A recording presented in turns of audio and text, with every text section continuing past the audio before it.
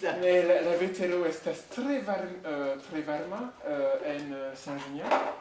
Eble dudek gradoj. L'espéranto est une langue de communication internationale.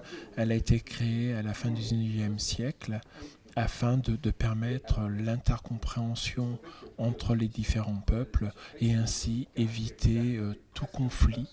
Très généreusement, elle avait été créée pour cela, éviter les conflits entre les différents peuples sur une seule et même terre. Alors, nous faisons comme tous les mois un stage dans l'association. Donc les membres de l'association qui parlent espéranto. Donc du coup, on fait des chansons, on fait des jeux où on parle espéranto et c'est très convivial. C'est un moment très agréable qu'on passe chaque dimanche, une fois par mois.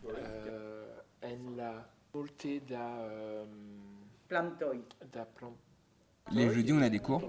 Il y a Rennes qui fait les cours des débutants et il y a Marcel qui fait les cours pour les intermédiaires. Après, moi, personnellement, du coup, dans ce service civique, j'ai eu des cours particuliers par Pierre et Marcel qui m'ont permis d'acquérir la langue en 1 mois et demi à peu près.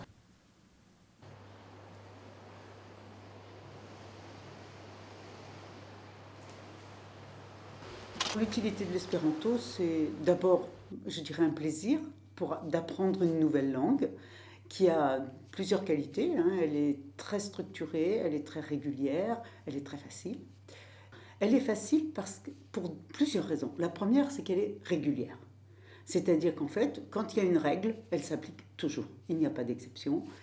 Alors on considère qu'il faut 150 heures d'apprentissage à peu près pour avoir ce qu'on attend au niveau baccalauréat pour la langue 1, c'est-à-dire le niveau B2. Pour l'anglais, on considère que c'est 1500 heures. Pour le français, 2000 ou 2200. Pareil pour l'allemand. L'anglais, d'abord, est une langue compliquée, est une langue difficile.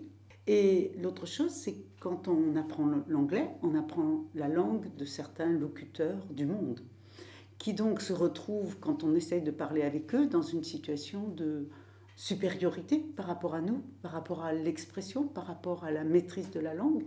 Et c'est la même chose si ça avait été le français. Ou si c'était le français qu'on utilisait pour parler avec quelqu'un qui avait appris le français, on serait dans une position de supériorité. Donc moi, je trouve que l'espéranto, ça nous met sur une position d'égalité. On a eu tous le même effort à faire pour apprendre cette langue, et ensuite, eh bien, on est dans une situation où on utilise cette langue comme une langue apprise, et non comme une langue maternelle.